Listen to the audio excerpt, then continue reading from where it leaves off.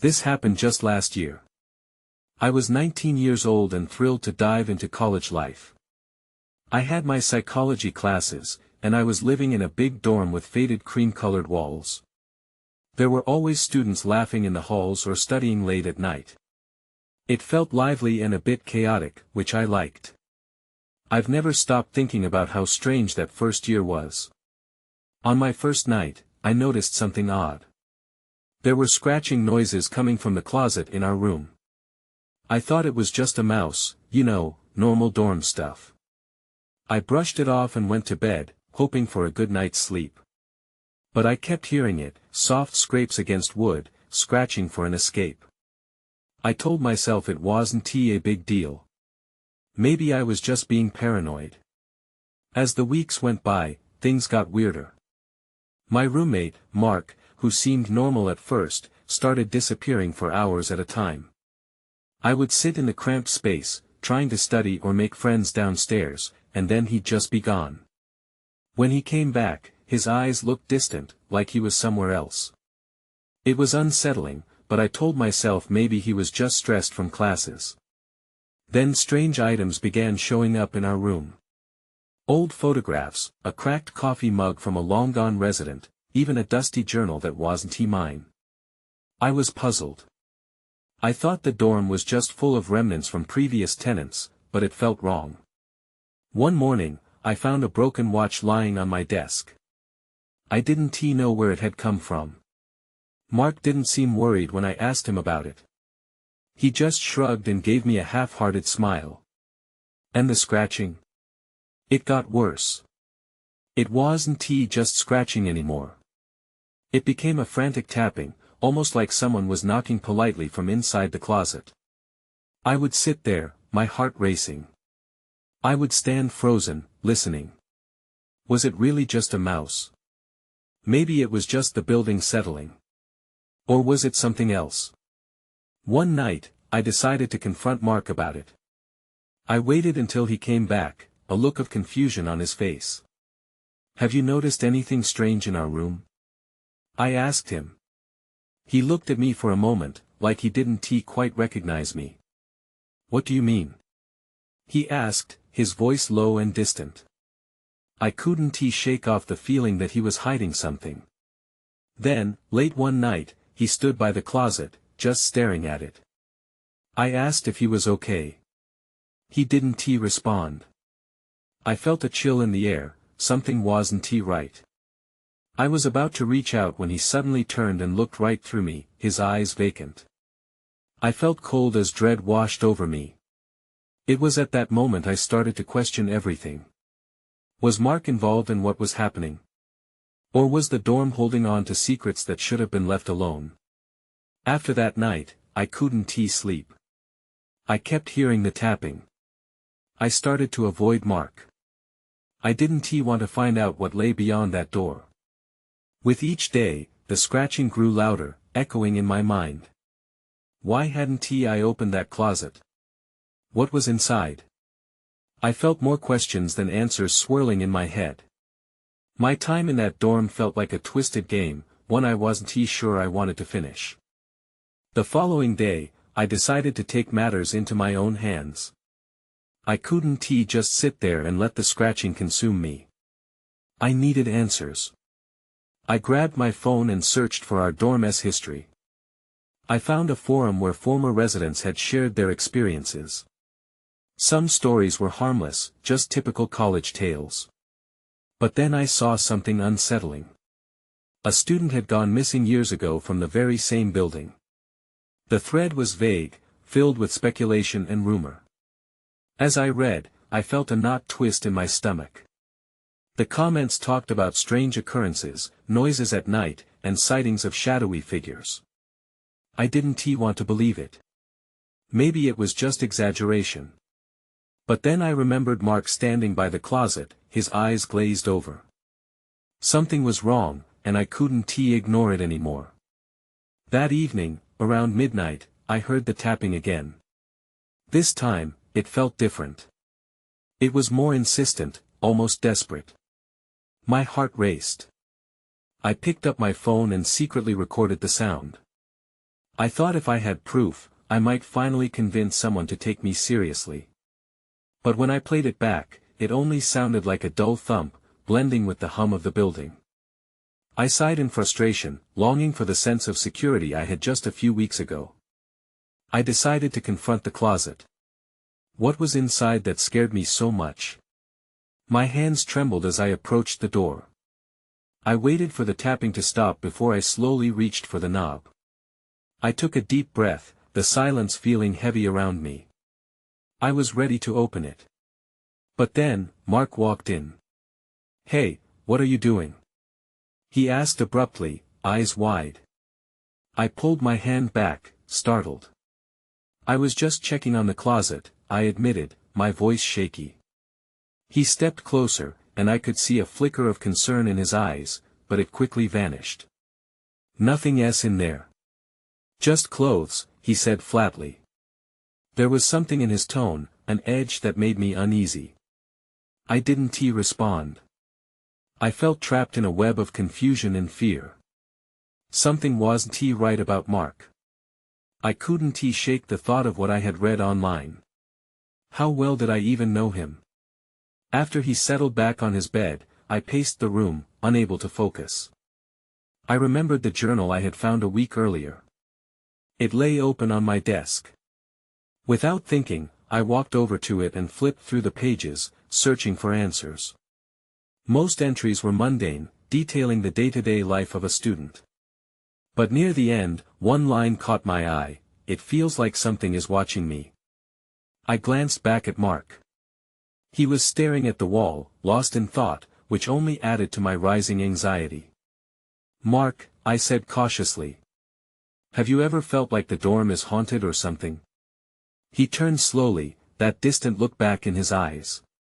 "It's all in your head," he whispered. Then, I noticed movement from the closet. It wasn't the frantic scratching this time, but something more sinister. It looked like a shadow was shifting. I felt my breath hitch in my throat. That's when I saw it, something dark peeking from behind the door. I froze, my instincts screaming at me to run. Instead, I stood there, caught between curiosity and fear, waiting for whatever was behind that door to make itself known. I couldn't believe my eyes. The dark figure seemed to sway lightly, almost playful, as if it were deciding how to reveal itself. I wanted to scream but couldn't make a sound. My body felt bolted to the floor, every part of me paralyzed with fear. "Did you see that?" I finally managed to whisper, my voice trembling. Mark's gaze snapped back to me, but he didn't move. "See what?" he answered, an edge creeping into his tone. "It's right there." I pointed, my hand shaking. "Behind the door. There's something there." He rolled his eyes, a smile twitching at the corner of his lips. "You're just being paranoid. There's nothing there." But I knew what I saw. Just then, the shadow flickered away, vanishing as quickly as it had appeared. My heart sank. Maybe it had really been a trick of the light. Or maybe it was just my imagination. But the gnawing fear in my stomach told me otherwise. "Mark," I pressed, desperate for reassurance. "What do you know about this place? The missing student? The stories online?" He sighed deeply, his body language shifting, suddenly closed off. "You shouldn't be looking at that stuff. It only makes it worse," he said, his voice low and urgent. "Just ignore it." "Why? Who cares if I'm curious? This is serious." I shot back, frustration bubbling inside me. Mark stood up abruptly. "You need to stop digging." "Really?" His eyes were wide, almost panicked. Before I could respond, a loud bang echoed from the closet, cutting through our heated conversation. I jumped back, panic flooding my senses. "What was that?" He opened the closet door, his face a mask of indifference. "See? Nothing." But I wasn't convinced. I looked inside the darkened space, heart pounding. Just clothes hung limply on hangers, and yet I felt the creeping sensation that something lurked beyond the flimsy fabric. I could almost see the shape again, just out of sight. I took another step back. Then, something clattered to the floor. I turned to see that an old photograph had fallen from the pile of clothes. I knelt to pick it up, my hands shaking as I brushed off the dust. In the photo, a group of students posed in front of the very dorm we were in. They looked carefree, laughing. But standing at the back of the group was a pale figure, one that sent chills down my spine. "Who is this?" I whispered, my eyes glued to the picture. Mark's expression changed completely. "Put that down," he said firmly, his voice now cold. "You don't want to know." I felt dread seep into my veins. "What do you mean?" He stepped closer, his eyes narrowing. "It's better if you just forget about it," he insisted. "Trust me." I stared at him, recognizing the shift in his body. He wasn't my roommate anymore. I felt like I was standing with a stranger. Before I could reply, the lights flickered ominously, plunging us into a dim glow. Then everything went dark. The sudden silence was loud, vibrating with tension. I fumbled for my phone, desperate for light, the photo clutched tightly in my hand. "Mark?" I called out, my voice now thick with fear. But there was no answer. I was alone in the dark, with only the echo of that unsettling shadow lurking in my mind. I stood there, frozen in the pitch-black room. The silence pressed down on me, each second stretching into eternity. "Mark?" I tried again, my voice wavering this time. Was he hiding, playing a joke? The thought made my skin crawl. A wave of anxiety gripped me as I clicked the flashlight on my phone. The small beam of light cut through the darkness, revealing the familiar contours of our cramped dorm. I turned slowly, scanning the space. The closet loomed at the far end, a dark mouth that felt more threatening than ever. "Okay, just breathe," I muttered to myself, knowing the darkness couldn't hurt me. I took a step forward, the hardwood floor creaking under my feet. I had to find Mark, I couldn't do this alone. But the tension grew. Without the usual hum of the lights, every little sound felt amplified. A soft thump echoed from the corner. I whipped around, heart racing. It was my backpack, maybe shifting from the weight of my belongings. But I wasn't convinced. I felt as if I was being watched. "Mark!" I called again, louder this time. A part of me knew I was being foolish, but another part was desperate. I cautiously made my way toward the closet. My phone light flickered on the edges of the garments hanging inside. I stilled, remembering the photo with the pale figure. If there was something in that closet I had to know. I took a deep breath and swung open the door. The clothes swayed, revealing nothing but emptiness, but in the shadows, I thought I noticed something strange. My gut twisted as I heard a soft rustle, and then a whisper swept past me, catching me off guard. "Help!" I stumbled back, the flashlight beam trembling in my grip. "What? Who's there?" My pulse raced, and I edged away. My breath came in short bursts as panic coursed through me. Was my mind playing tricks? Had I imagined the voice? Suddenly, the lights flickered back on, almost blinding me. I blinked rapidly, disoriented. My heart sank when I saw Mark standing in the doorway, his expression unreadable. "What the hell are you doing?" I opened my mouth, trying to explain, but the fear clawing at my throat made it hard to breathe. "I heard something. Someone was." He cut me off with a shake of his head. "You need to stop. It's not safe to talk about these things." "Not safe?" I echoed, frustration flaring again. "What do you mean? You can't just dismiss this. Just drop it." His voice rose, echoing against the walls. I recoiled at the unfamiliar tone. Then he took a breath, his expression softening slightly. "Please, I don't want anything to happen to you. Something already is happening. Can't you see that?" I was shouting now, adrenaline taking over. His gaze flickered to the closet, then back to me, the tension palpable in the air. You wouldn't understand. A knot formed in my stomach then, heavier than fear. I backed away, instinctively clutching the photo tightly. Then help me understand. Just tell me what's really going on. That photo, it's connected. You need to put it down. His voice cracked, eyes wide with panic. At that moment, a glint caught my eye from the closet, sending a jolt of realization through me. What else is in there? Before I could move, the lights flickered again, this time twice. The shadows around us seemed to thicken. My heart raced with a new urgency. This was no longer just about a photo or a rumor. I had to uncover the truth, no matter what it meant for both of us. But as I turned back to the closet, ready to face whatever lay within, I heard unmistakable footsteps behind me.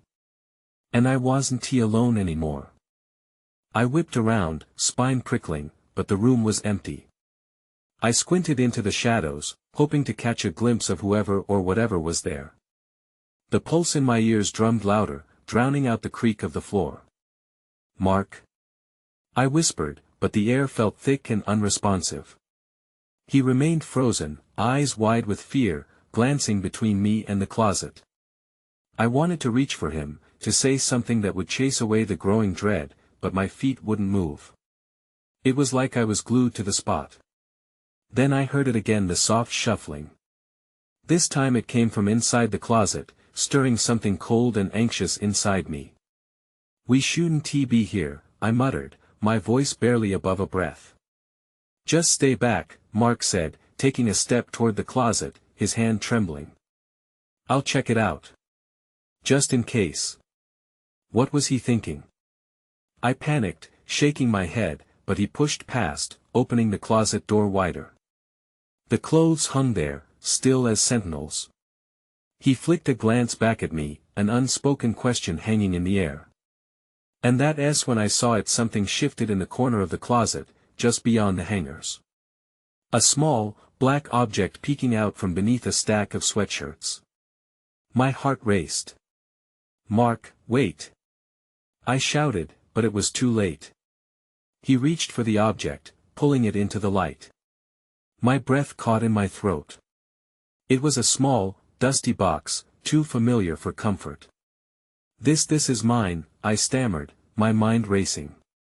I'd completely forgotten about it, lost in the chaos of moving in. Mark looked puzzled, his brow furrowing. Wait, really? You never said anything about it. I didn't think it was important. Just some old stuff from my childhood. My voice came out hoarse. But a chill crawled down my spine as memories began to flood back, the mysterious noises, the odd symbols I'd scribbled inside, the unease whenever I glanced at it. Get rid of it. Mark snapped, his tone harsh. It's not just a box. My instincts told me to agree.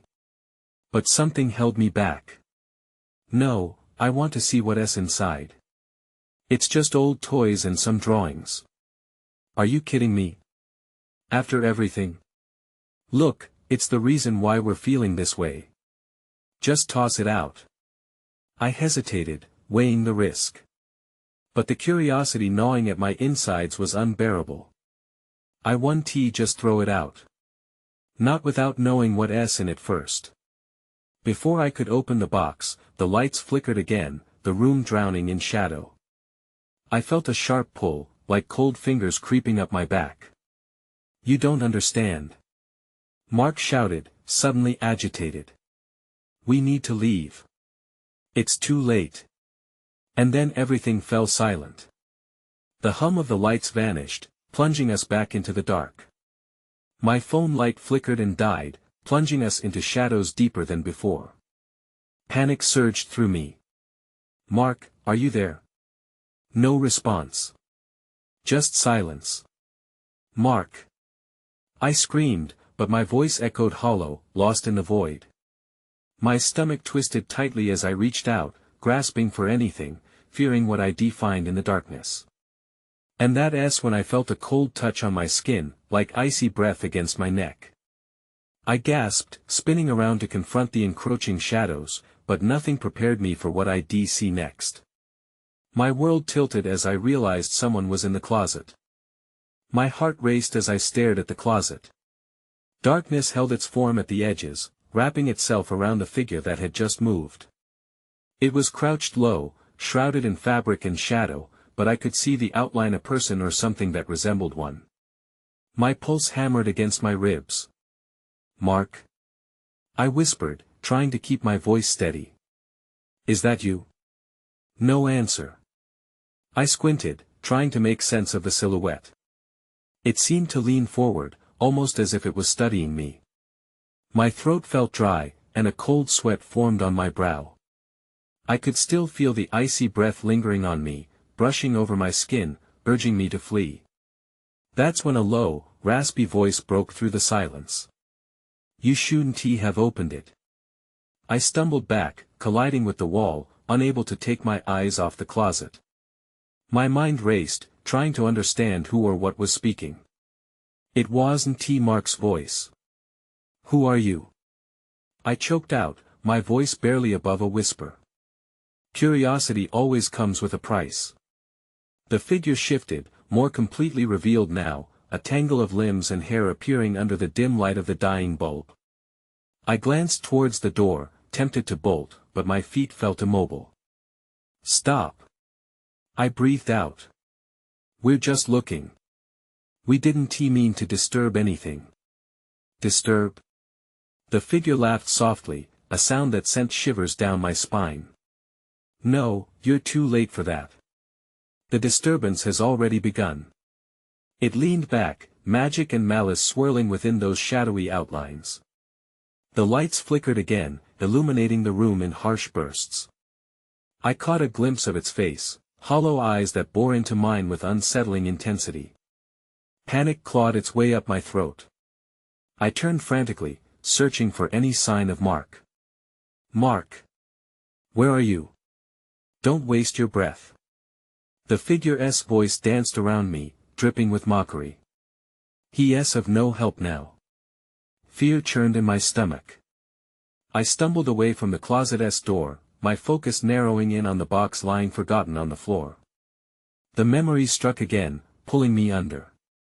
Those drawings, the warnings I had carelessly stored away.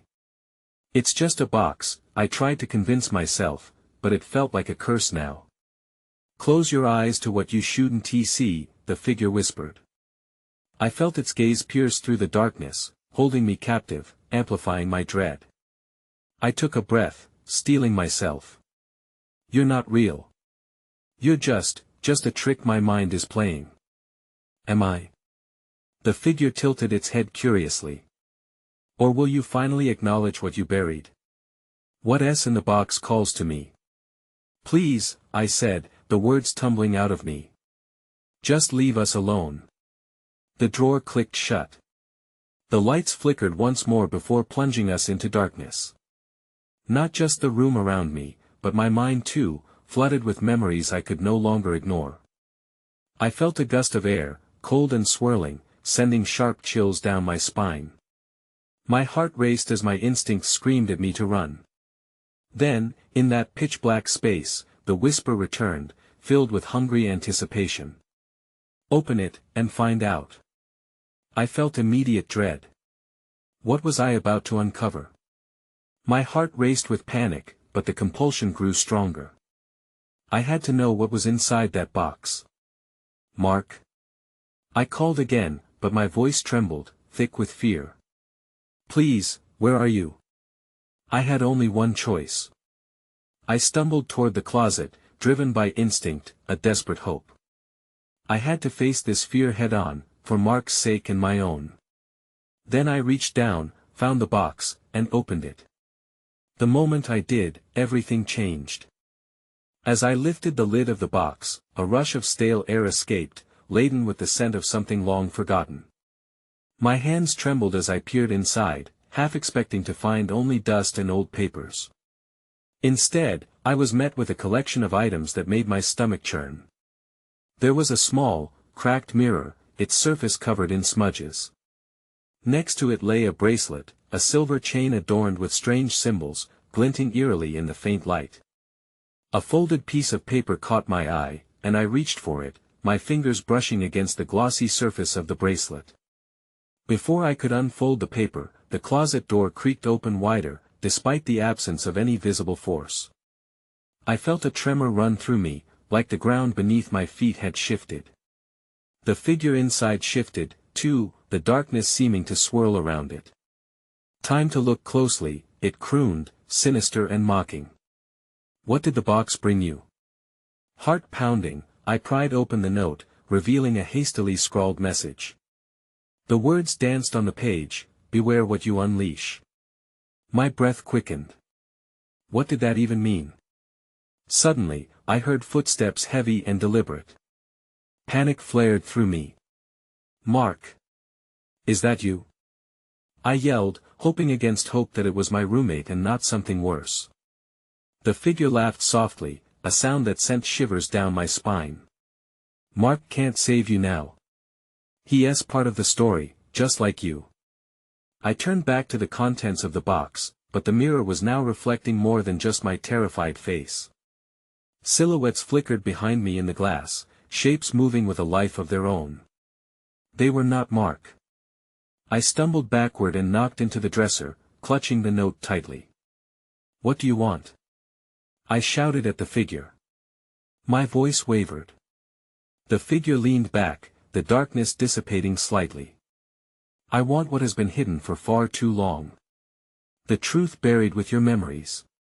The lights flickered erratically, illuminating that dreadful countenance again, hollow eyes still locked onto mine, drawing me in.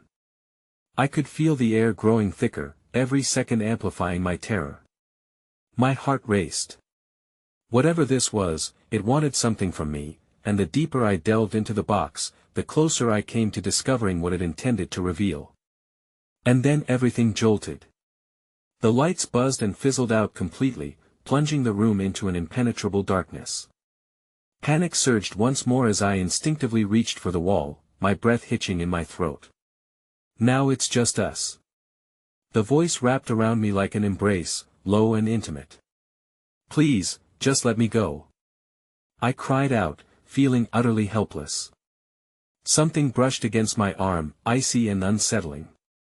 I recoiled, fear tightening my chest. "You'll find the answers in the darkness," the voice whispered. With shaking hands, I grabbed the bracelet and glanced back at the box. Before I could think better of it, I slipped the bracelet on. In that moment, a surge of energy flowed through me, and the shadows began to shift, contorting like gelatin. That's when I heard a scream, Marquez scream. The sound shattered the suffocating silence, yanking me back to reality. "No!" I shouted, straining against the panic rising in my throat. I needed to discover the connection before it was too late. But would I uncover the truth or succumb to the darkness that threatened to swallow us both? I felt my heart racing as the darkness enveloped me. I fumbled in search of the familiar feel of the box, my breath quickening. The air was saturated with dread, the ghostly whispers swirling around me like smoke. I had put on the bracelet, but now it felt like a curse, binding me to whatever was lurking in the shadows. "Mark? Where are you?" I called again, my voice breaking. He had to be nearby. I had to find him. Suddenly, a flash of light crackled in the far corner of the room. It illuminated the walls for a heartbeat, revealing scrawls of words I couldn't make out. The light faded as quickly as it appeared, leaving me once again in darkness. I stumbled back, bumping into the dresser again, and that's when I felt a presence brushing past me, cold and hollow. It wasn't just a figment of my fear anymore, I could feel something move dangerously close to me. I pressed against the wall, cold beads of sweat forming on my brow. "Show yourself!" I shouted, my voice stronger than I felt. The air shifted. "You're the one who unleashed this," the voice said, sharper now, laced with mockery. "Do you not recognize your own hand in this chaos?" I bit my lip, confusion clawing at me. "What does that mean?" I didn't understand. I had only found a box, yet somehow I had opened a door that should have remained closed. The flickering light returned, more intense this time. I squinted, trying to catch a glimpse of whatever was tormenting me. In the illumination, the mirror caught my gaze again. I shifted closer, and this time, the reflection showed not just my image but snippets of memory scenes from my life that I thought I had buried forever. There was laughter, friends gathered around a table, but it was distorted, vibrating like a broken record. I grasped the edge of the box, my mind racing to connect the dots. How did this tie back to Mark? Do you seek the truth of your past, or do you only wish to forget? The figure taunted, its voice slithering through the air. My gut churned. I don't remember. I yelled back, frustration fueling my defiance. I'd come to college to escape the shadows of home. I wasn't ready to face them again. You will remember, it hissed, and with that, the darkness quivered violently, throwing me off balance. I toppled over, my body hitting the floor. The bracelet pulsed, radiating warmth against my skin. As I clutched it, memories cascaded through me, dark secrets, unspeakable choices. My pulse quickened again as dread turned into stark realization. I wasn't just digging into Mark's fate but my own. Stop! I shouted into the void. What do you want from us? The shadows danced more aggressively, weaving a sinister pattern in the air. It was almost as if I had awakened something terrible, and I was utterly unprepared for what would come next. Then I heard it again, the scream. But this time, it wasn't just Mark's. It was echoing from various directions, reverberating like 1,000 distorted voices, each calling for help. In that moment, clarity broke through the chaos. I had to confront what I had forgotten, or I would lose Mark and perhaps myself forever. But before I could gather my thoughts, something cold wrapped around my ankle. Help! I screamed. And then, the world around me twisted into darkness, plunging me deeper into nightmares I hadn't asked for. The moment darkness swallowed me, I felt a jolt as my body hit something solid. I blinked, disoriented. The cold, hard floor pressed against me, grounding me in this oppressive place. I pushed myself up, but the shadows seemed to cling to my skin, a heavy cloak of dread wrapping tighter around my shoulders. Mark! I called out again, my voice trembling. But there was only silence in response. Then I felt it tugging at my ankle, coiling like a constrictor. I pulled my foot free, scrambling backward. My heart raced. Whatever was in the room with me wasn't satisfied with simply lurking. And then, as if on cue, the darkness flickered. Ghostly light seeped in from an unknown source, momentarily illuminating the space. I squinted, and in that brief flash, I glimpsed a shadow darting across the room, quick and furtive. It vanished before I could make sense of it. Who are you? I screamed into the non-existent void, but the only answer was the echo of my own fear. Back against the wall, I began to feel different shapes around me. They felt like furniture, not just any furniture, but the remnants of lives unfulfilled, consequences of choices I could only begin to imagine. A chill raced through me. I reached out, grasping for something, anything that could help me. My fingers grazed the box again. What did I do? I whispered, more to myself than to the shadows. The bracelet pulsed in response, a dull throb against my skin. With it came a wave of unsettling memories. I remembered laughter and warmth, but it twisted sharply into images of arguments and faces filled with disappointment. I fought against the despair creeping in. This wasn't right, it couldn't end like this. I needed clarity. Mark, if you're here, say something. My voice trembled, but I channeled the fear into strength. Suddenly, the light crackled again, different this time, longer, brighter. I shielded my eyes, and when they adjusted, I saw a figure materializing in front of me. It looked just like me, except its eyes were hollow, black voids that radiated an unnatural chill. Are you ready to remember everything? It asked, voice smooth yet dripping with malice. No. I shouted, terror gripping my throat. I can't. You're not real. But deep down, I felt the truth in its words. I am you, it said softly, stepping closer. I shivered, and the air thickened with its presence. And together, we can solve this mystery. It reached out a hand, but I recoiled, feeling the bracelet flare again. Stay back. I don't want anything to do with you. My mind swirled, battling between the temptation of revelation and the instinct to flee. Just then, the screaming voices returned, piercing the stillness. This time, they were clearer, each crying out for help. Desperate, I stumbled away from the figure, my heart pounding. I turned to run, but my body collided with something solid, a wall that hadn't been there before. Help! I gasped, panic rising. Then I saw it, the new shadow enveloping the room, shifting and morphing. I was running out of time. Enough! I shouted, the determination rising in my chest. I'm not sorry for anything. At that moment, everything shattered. The light exploded around me, enveloping the darkness. A surge of energy rushed through me, and I found myself standing in front of a cracked mirror reflecting 1,000 versions of myself.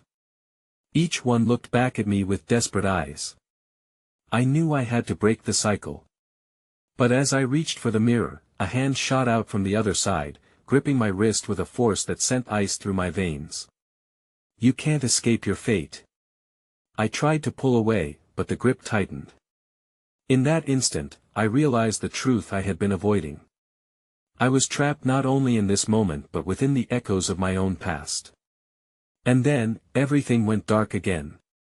When the darkness receded, I found myself sprawled on the floor of our dorm room, breathless and disoriented. The pieces of the box lay scattered around me, the old mirror now cracked and dull, the sketchy drawings I'd made as a kid, and that haunting bracelet, which lay glinting under the faint light like a fallen star. Mark! I called out again, pushing myself up. The room felt eerily quiet. I squinted, taking in the familiar sight of our dorm, still full of the echoes of my terror, yet it seemed unchanged, as if the chaos hadn't happened, or perhaps I had just returned from a nightmare. My fears gnawed at me. What had I just experienced? The visions, the voices pleading for help, they still lingered at the edges of my mind like wisps of smoke. I remembered the figure in the closet, the icy grip that threatened to pull me under. Had it all been a manifestation of my own buried memories, or was there a sinister force woven into the very fabric of the dorm? Then I saw him. Mark was sitting on his bed, staring blankly at the wall. Relief flooded over me, but it was quickly punctuated by a piercing sense of unease. Are you okay? I pressed, desperate to break through whatever fog had enveloped him. He turned slowly, his eyes hollow, eerie in the half-light. You shouldn't have opened that box, he said quietly, his voice barely a whisper. Why?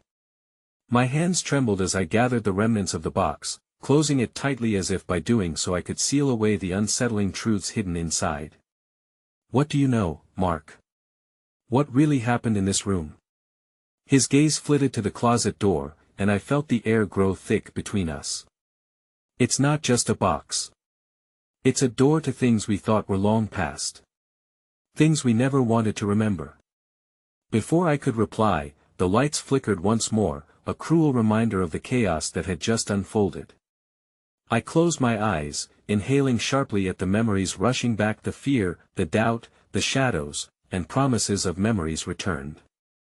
Mark, we have to talk about this, I urged, but confusion churned in his expression, almost like he was caught between two worlds. Just, let it go, he murmured, shaking his head slowly. There was something almost pleading in his tone. You don't want to know. But something inside me screamed otherwise. I needed answers, but at what cost? The memories I had glimpsed were a reflection of two lives, his and mine, twisted together in circumstances beyond our understanding. We can't ignore this, I pressed on, the urgency in my voice rising. If we don't confront it, it'll consume us. And what if we're not ready to confront it? he replied, his voice trembling as shadows flickered in the corners of the room. Some doors are meant to stay closed.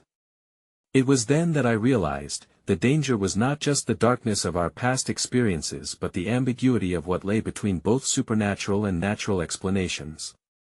Was the history of the dorm some sort of urban legend, or had it birthed its own reality, entwining itself with ours? The thought coiled tightly around my mind as I peered into the closet, half expecting the figure to emerge once more. The scratching noises had ceased, yet the emptiness taunted me, the promise of answers standing just out of reach. And the bracelet I wore felt heavier than before, a weight binding me to the unknown. "Let's just leave," Mark suggested suddenly, rising from the bed, almost as if he were trying to distance himself from the doubts. "Forget this place. Move out." I echoed incredulously. "And leave all of this behind? What if some things are better left unresolved?" He countered, his voice cracking with palpable fear. I opened my mouth to argue, but then I hesitated. A part of me felt the truth in his words. The campus could continue to bustle with life, but here, within these aged walls, it felt like we were standing over a fault line, teetering between two worlds. I picked up the box's contents and held them close. "I can't let it go without knowing why it was important," I whispered. Mark took a step back, his face a mask of despair. "Then we're on different paths," he replied, his voice wavering. "And maybe that's inevitable." And with that, I stood there, the air heavy with tension. I didn't want to lose him, but could I really put the box away and live without understanding the truths it contained? So I made my choice. "I'll find those answers, with or without you," I declared, the commitment washing over me even as doubts loomed like storms on the horizon. I stepped back toward the closet, the darkness swirling like an open invitation, daring me to step through and confront what must be faced, even if it meant walking alone. It wouldn't just be a confrontation of the past, but a climb into the shadows of whatever was still hidden. The echoes of that dark encounter stayed with me, lingering like an old ghost, a reminder that some mysteries could turn into a curse. And as I closed the door to the closet, I was reminded that even the answers we seek might leave us with more questions than we ever started with. I took a deep breath, uncertain but resolute. The adventure had only just begun.